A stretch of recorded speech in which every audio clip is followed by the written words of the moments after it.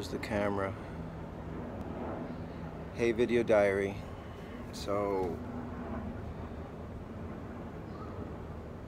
I thought I would say a couple words about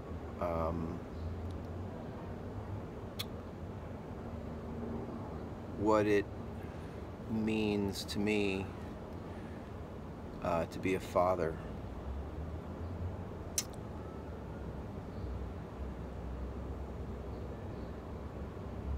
Because now it kind of feels I'm a little bit less of a father. You know, like one child less. Because everybody's an individual, obviously, and they have different ways in which they respond. I don't think I raised my kids differently, my two kids differently, but they were different people, are different people, were different. Some of them were, some of them are. One is no longer, one still is.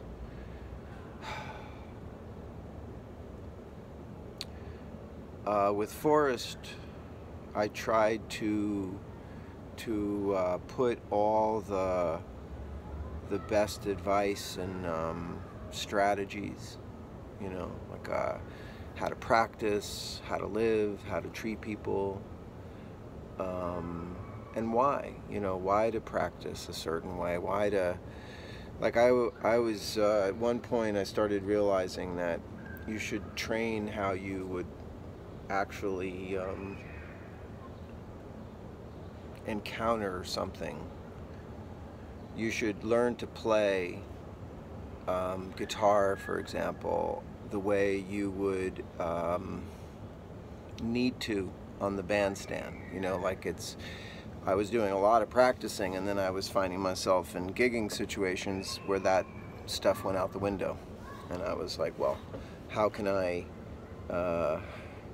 skew my time to respond to the reality that I know I'm going to encounter. And yeah,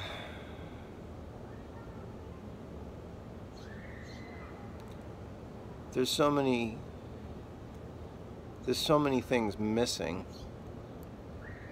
Like I hear people have businesses with their sons, you know, fathers and sons, and I would have loved to have done something like that with my son. Taught him some of the business stuff that I know, and even teach him how to work on houses. You know, something that's been really gratifying in my life and has helped me survive. Even though I'm a professional in other ways, I was a laborer and worked, and I got good at a couple of things that helped me start businesses at times when I needed to.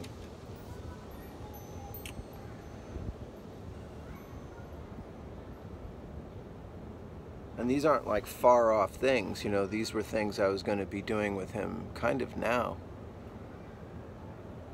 And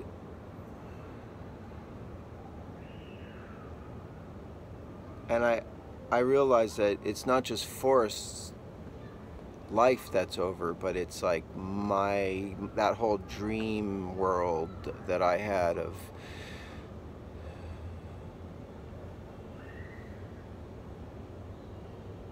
I almost don't feel like doing anything that a person could do or should do with their most trusted, because that's why people have businesses with their kids or their family, is because of trust. You know, that you don't have to wonder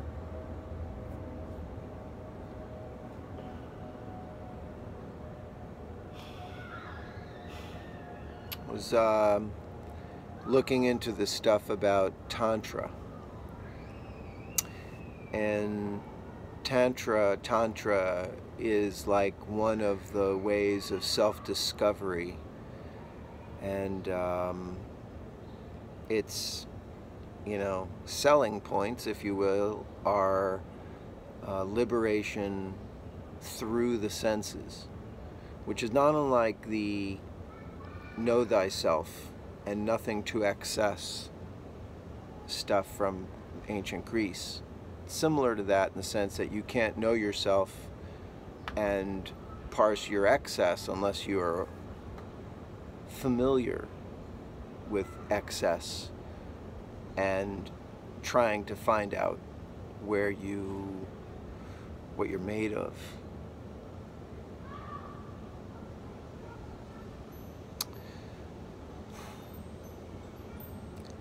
And it has some hallmarks that remind me of my son, in the sense of trying to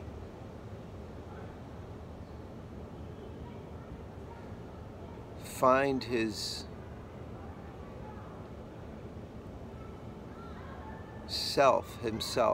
through this excess, through this complete immersion in the thing that's the most forbidden in some way. Like, I don't think there's anything else. It surpasses sex in its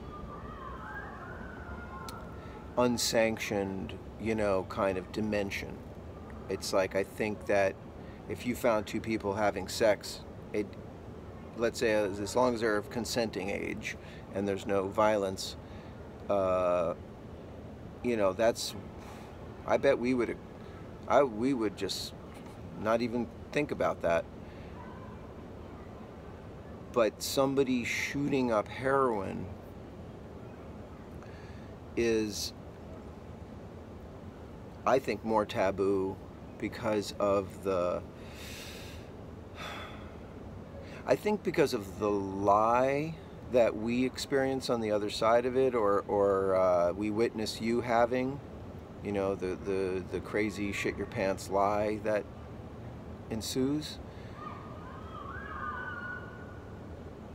The depth of selfishness. But here's the thing about the Tantra, is like, you cannot do anything wrong because you are that thing, that ultimate expression of the universe. You're just doing it through pure excess. I get that as a form of breakthrough, right? Breaking through your limitations that your family or culture or your, you know, society puts on you. You know, it's great to break free of all that, but I think we can all admit that if you just go too far, you've gone too far. Your biology and physics don't give a shit about whatever kind of journey of self-discovery you think you're on. You're going to crash the car, you're going to fall off the ladder, you're going to OD because of the fragility. You know, there's a fragility of our physical forms, of our life, our other things, you know.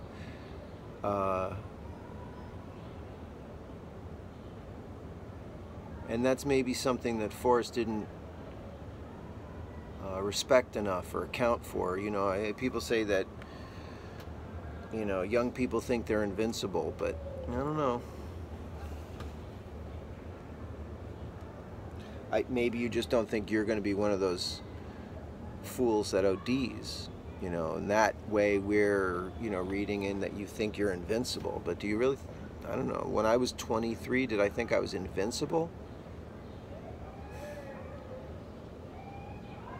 Man, I did dumb things. I walked down hallways I shouldn't have been near. I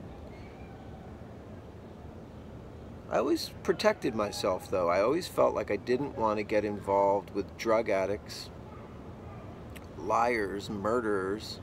You know, you just somehow feel that around like real serious drug people, like people that are really, anytime they were, you know, outside of the marijuana scope, I just found the people to be very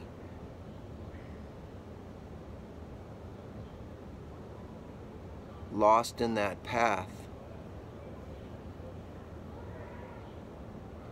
And you know exactly what I mean, lost in that path of thinking it's okay to be drug dealers or drug users because nobody is catching you, or, you know, and that kind of thing.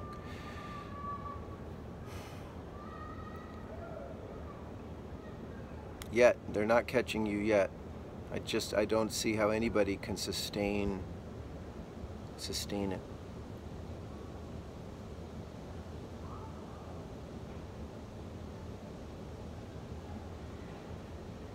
And everybody's hurt, you know, everybody's hurt by their parents, everybody's hurt by their fragile egos. You know, many of those guys in jail they're in there because they're hurt by their fathers. Mostly it's their fathers, I think.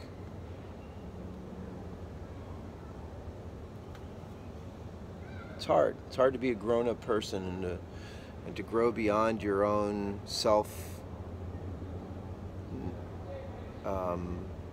description, you know?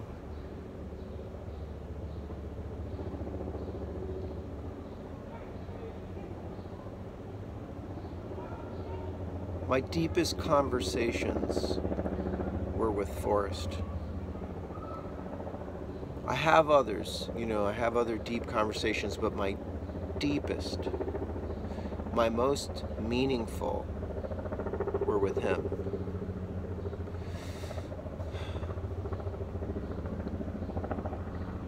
And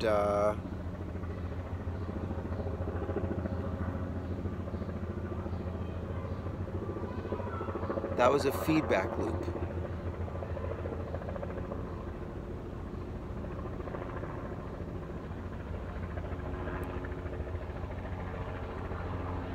Sorry about the noise.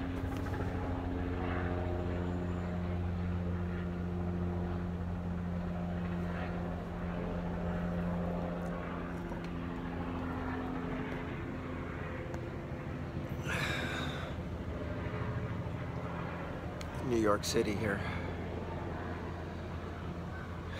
That's a feedback loop that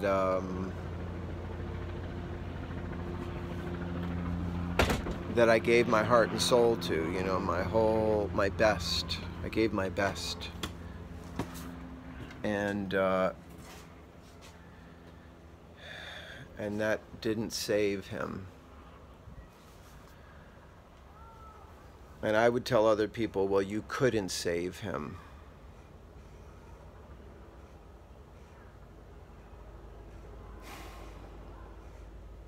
Sucks.